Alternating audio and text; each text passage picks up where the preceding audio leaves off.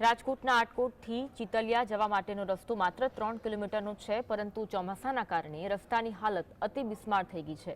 ત્યારે આ રસ્તાનું સમારકામ કરી ફરી નવો રસ્તો બનાવવાની માંગ કરવામાં આવી। આ અંગે ખેડૂતોએ જણાવ્યું કે અમે ધારાસભ્યને પણ રજૂઆત કરી હતી, તેમણે આ રોડ મંજૂર કર્યો છે, પણ તેમ છતાં હજી આ રોડ શરૂ કરવામાં આવ્યો નથી। દર વર્ષે માત્ર વાતો થાય છે, પણ કામગીરી થતી નથી, જેને લઈને ખેડૂતોએ ફરી એકવાર કેબિનેટ મંત્રી કુંવરજી બાવળિયાને અપીલ કરી અને આ રોડ બનાવી આપવામાં આવે તેવી માંગ કરી। આ રોડ પર ચિતલિયાથી રોજ લોકોની અવરજવર રહેતી હોય છે, જેને પણ મુશ્કેલી બની રહ્યું છે।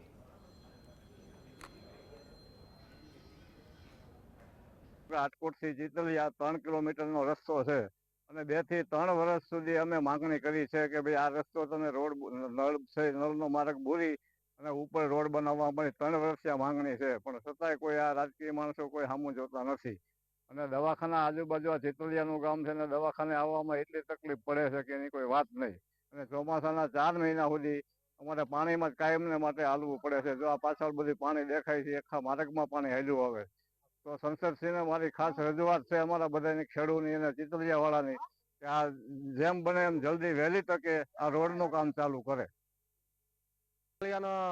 રોડની વાત કરું તો સાહેબને અવારનવાર રજૂઆત કરી છે, કુંવરજી સાહેબને, બરાબર છે। 3-4 વર્ષથી કોઈ ધ્યાન આપતું નથી અને વાડીના રસ્તા ઉપર અમારે જવું હોય તો અત્યારે કઈ રીતે જવું, પાણી સતત 4 મહિના ચાલુ રહેશે।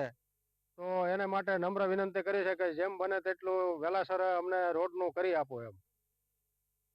મારી વાડી ચિતલિયા રોડમાં છે। રસ્તાની ખરાબીના હિસાબે ખેડૂત બહુ હેરાન થાય છે। 3 થી 4 ગામના ઠેઠ પાડલા લગીનનો આ રસ્તો, આજુબાજુના ગામવાળા બધાય અત્યારે હેરાન થાય છે। તો કોઈ પણ ઉચ્ચ અધિકારીને વિનંતી આ રસ્તા સામું જોવે એમ।